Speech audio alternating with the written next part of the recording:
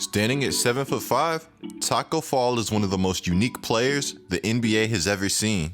His uniqueness goes far beyond his height though. Tacko Fall is one of the nicest players you would ever meet. And in today's society, I think being nice goes a long way. And truth be told, it always has. I can't tell you guys the amount of times I've been having a bad day, but a simple act of kindness like a simple comment will make me feel a lot better, and all of a sudden my day is turned around. Well, Tacko Fall has that effect, but he has this effect on masses. The power that Tacko has is immense. And again, you'd think I'd be talking about basketball, but I'm not, at least not completely anyway. Tacko grew up in Senegal. He moved to the United States at age 16. Tacko's first love? It was the game of soccer. I honestly can't blame Tacko. I love soccer, it's an amazing sport. Could you imagine having Tacko on your team as a target man for headers? He'd be an absolute monster in the box. When Tacko arrived in America, he said that he was homesick, that the first year really didn't feel right for him. He had a close family and he missed being around them. With no real basketball experience arriving in the States, Tacko would have his work cut out for him. He had a lot to do and he had a lot to improve on. A lot of people look at Tacko's height and I think they like to discredit Tacko. But the fact of the matter is Tacko is still somebody that has worked incredibly hard. This article states that in high school, Tacko understood that it took more than a few months to learn a sport. So he's patient with himself. But he's already heard that he's terrible from opponents, and he was embarrassed when he arrived in the States without the coordination to dunk. Tacko is the gentlest of giants. We're talking about somebody that knew 4 languages and was a 4.0 double major. But anyways, people see the height, not the heart. At times it was stressful for Tacko. The article states he's way more than a 7'6" basketball player. He's an entire person. Of course though, Tacko wouldn't let these comments hold him down. The legend of Tacko had to live on. Tacko almost immediately became a must-see ticket in high school basketball. He was the tallest player in the nation, with a giant heart to show for it. Tacko would commit to UCF. At UCF, Tacko put up good numbers. He averaged over 10 points a game 3 of the 4 seasons that he attended UCF, and he also averaged over 7 rebounds a game in the same 3 to 4 seasons. He was incredibly efficient from the field, and he was a problem for anybody that matched up against him. He posed a giant threat, no matter how tall, how big, or how polarizing that his opponent might be. Tacko not only faced off against somebody of similar size, an Njai, but Tacko also faced off against Zion Williamson in the NCAA tournament. And you can argue that Tacko was one of the main reasons that his team came so close to beating the Zion Williamson-led Blue Devils, a team that had 3 lottery picks on it going into the NBA draft. Tacko was a one-man defense in the paint. Any shot that he couldn't get his hands on, I felt like he was altering it in some way, shape, or form. And even if he wasn't altering shots in the paint, he had defenders thinking twice about coming in there. UCF's season would end, and Tacko would declare for the NBA draft. Again, I thought after the Duke game, Tacko would be a shoo-in to get drafted, but he wasn't, and it was a shock, at least to me. Tacko was this polarizing 7'5", 7'6", 7'7", however tall you want to say player, who had a feel for the game of basketball. I feel like a lot of people toss around the raw term when they talk about Tacko Fall, but I don't think he's as raw as many people claim that he is. When I see Tacko Fall play, I see somebody that has skills that hasn't always been able to showcase them. Now, of course, I'm not going to say he's Hakeem Olajuwon or anything, but I just don't think he's as raw as some people think he is. But I mean, if Tacko did develop a Hakeem-like post-game, I wouldn't be against it. I've seen teams do some really dumb things with first-round picks, let alone seconds. So to see Tacko Fall go undrafted was a complete shock to me. But it didn't take Tacko long to land on the roster. The Boston Celtics would sign Tacko, and just like that, Tacko's NBA legacy was born. The legend of Tacko had to live on. And the beautiful thing is, it was going to regardless of what happened in the NBA. A while back, Tacko said, if I could be LeBron James or Steve Jobs, I would be Steve Jobs. Because your athleticism will fade one day, but your knowledge will last forever. You will be able to impact people for a long period of time. Basketball can be very helpful. This can help me accomplish bigger things. It's going to be really helpful to me to have that kind of finance, to go back to my country, to my people, and open businesses. Tacko said I have a lot of aspirations. Sometimes I think I have too many. He said, I just cannot not succeed.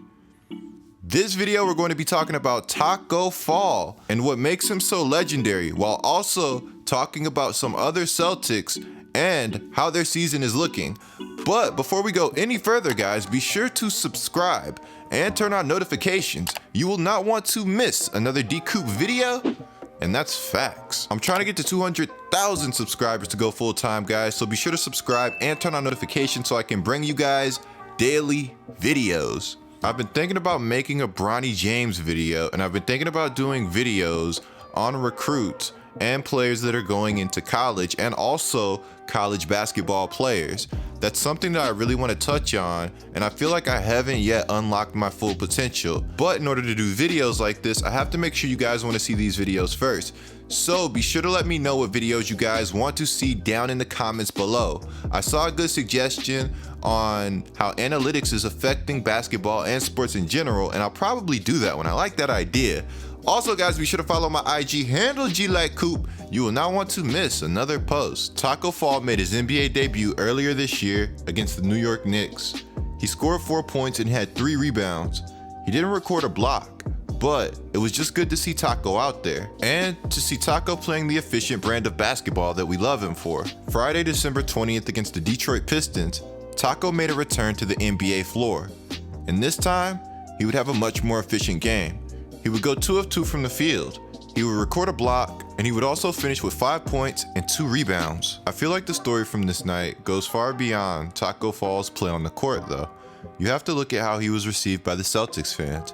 Tacko is universally loved, and rightfully so. I mean, you don't exactly get MVP chance any other way, right? ESPN said that Boston Celtics coach Brad Stevens honored a request from his daughter to give the people what they want in Friday night's victory over the Detroit Pistons. As Boston continued to expand the lead in the third quarter, some Celtics fans started chanting, "We want Tacko," hoping the rookie center Tacko Fall would get some playing time late in the blowout. Well, they got their wish, and the legend continued.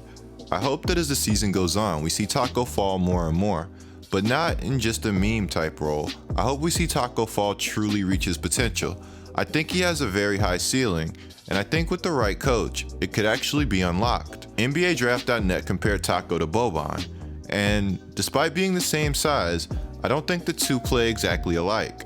But I could see how hard it would be to find a comparison for somebody like Tacko Fall. Boban was a fan favorite, but I always felt that somehow overshadowed his skills. But honestly, I can only imagine how fun being a fan favorite is.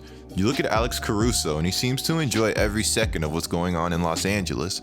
I think I might actually do a video on Alex Caruso soon, but so is the case for Tacko. He truly seemed to be enjoying everything too. The Celtics have been somewhat of a surprise team out east, being one of the truly elite teams in the Eastern Conference.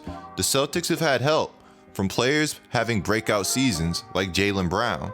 Jaylen Brown's seen his point total jump almost 7 points this season, despite being ridiculed for getting a new contract. It looks like he's earning that contract and more.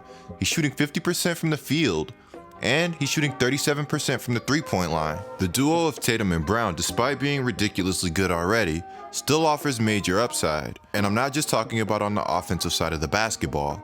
The Celtics have a mentality in place, and that mentality is that these players want to be elite. They want to be elite on both sides of the basketball.